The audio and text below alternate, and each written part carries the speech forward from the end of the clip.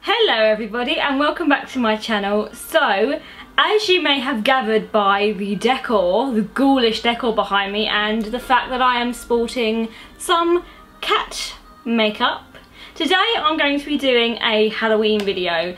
Now, I've never actually done a Halloween video on my channel before, which is kind of surprising because I love Halloween. It's my favourite season next to Christmas, and I really wanted to do a video today talking about a topic for Halloween, and it's something that I've always wanted to discuss on this channel ever since I started it, really, and that is disabled villains.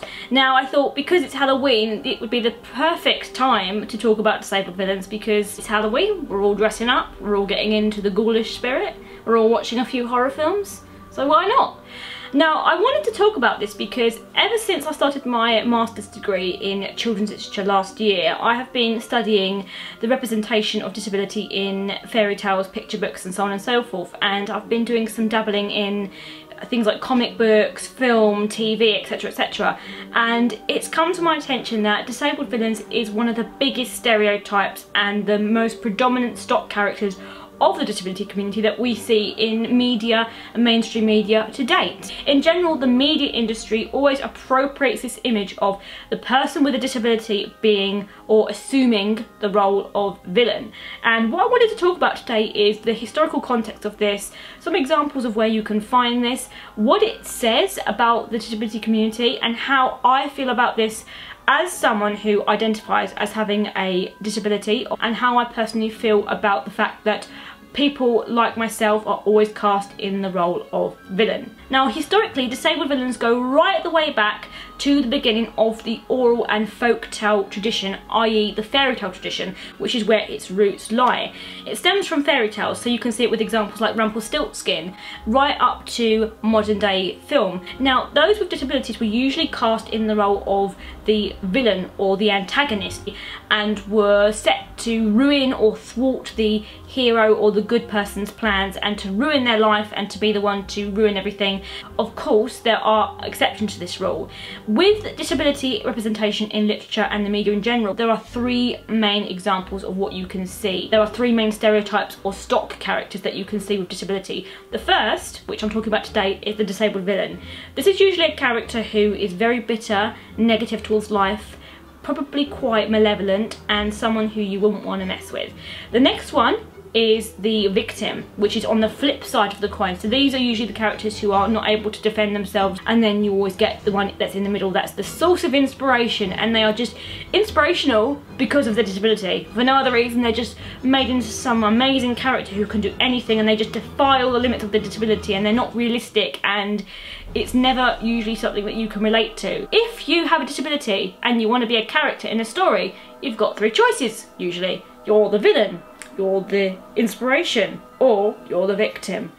Doesn't leave you a lot of choice now, does it? This topic is such a prominent topic in the disability community. In fact, Channel 4 made an advert parodying this idea of the person with a disability being the villain in an advert called Superhumans, in which people with disabilities were cast in the roles of villains, and it was parodying this idea that people with disabilities are always the villain. Some examples of this can be found through literature, film and TV. So of course you get characters who are pirates, and usually they have particular disabilities, like they have an amputated limb, they may have a missing eye, they may have some kind of mobility disability.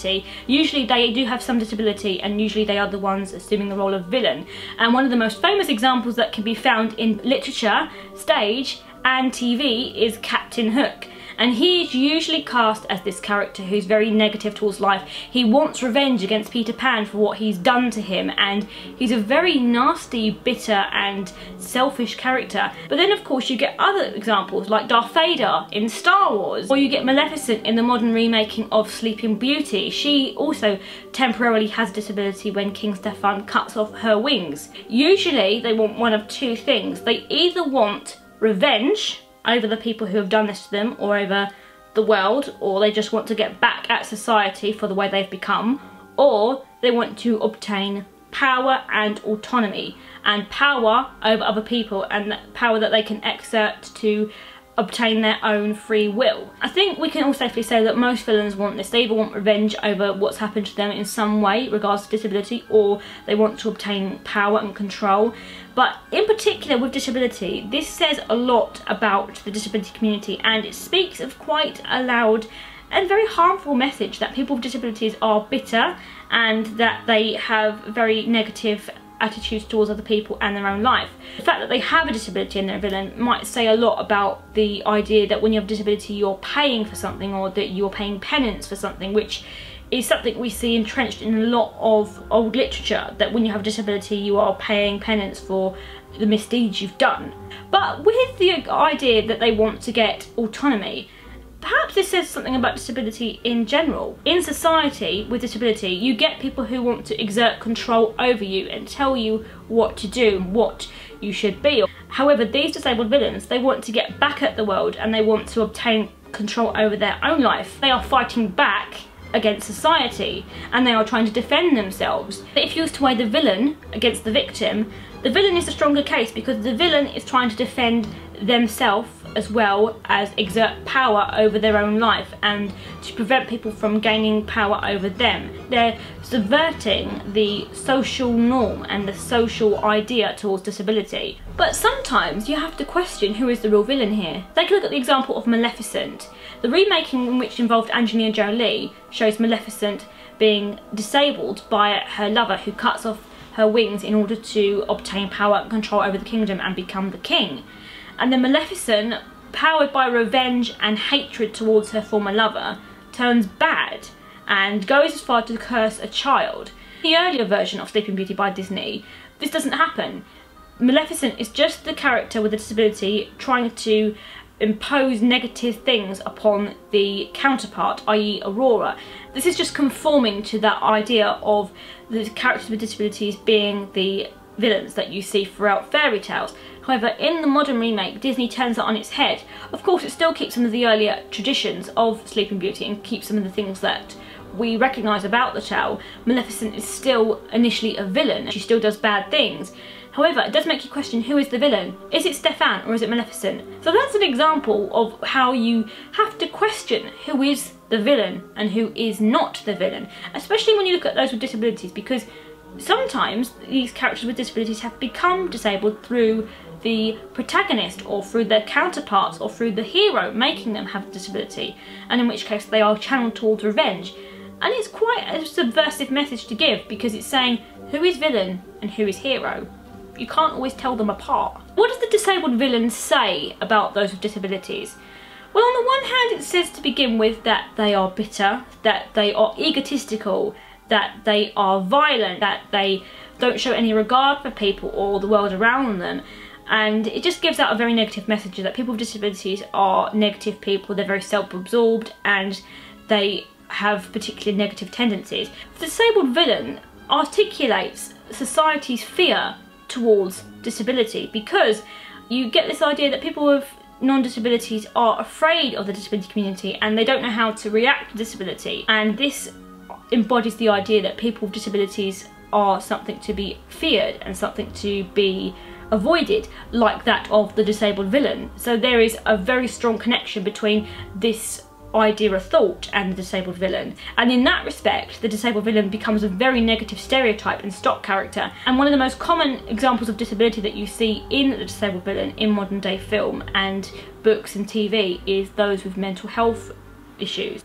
When in fact, why not just have the character as a very nasty person? Why do you have to make it down to a mental health condition or a disability? Why can't they just be a mean, bitter, vicious person just for mean, bitter person's sake? Why do they always have to be someone with a disability? It's quite tiresome to always see this repeated in modern day film and TV and books. The overall view that's had by a lot of people from the disability community is that the disabled villain is a majorly negative stereotype. But there are some positive elements to the disabled villain too. I mean, like I've mentioned, they are characters who can stick up for themselves. However, they're also self-sufficient. They might be intelligent, they might have particular skills, like Darth Vader, very good skills with combat. Might be authoritative, so they might be able to control a large group of people, and they might have very good leadership skills. And they're also usually good at combat too, whether that might be intellectually or physically. They are usually good at combat on some level. And this subverts the idea that people with disabilities are not able to do things for themselves. So I think the disabled villain is both good and bad. Not just that sometimes they are misunderstood and that actually they are not the villain, but in the sense of disability representation, they are good and bad because yes, they are evil, they're bitter, they can be very nasty people. They're also good because at the end of the day, they are a worthy opponent because the opposing character has to think about their every move and has to consider what they're going to be doing very carefully. So they're a worthy opponent. And they subvert this idea that people with disabilities can't do anything for themselves and that they can't be leaders of their own life. So that was my video on the topic of disabled villains. I really hope you liked it and you had fun watching this just as much as I had fun making it, and now I've offloaded all of my thoughts on this topic to you guys and onto the internet. So now I would love to hear your thoughts and I'd love you to offload them onto me. So I want to open this up to a discussion. So comment down below with your thoughts on the disabled villain. Do you think it's good or bad? Do you have any examples of disabled villains you've come across? And what do you think about this topic in general? I'd love to hear your thoughts. Please don't forget to like, comment and subscribe as well if you're new to my channel. And last but by no means least, happy Halloween!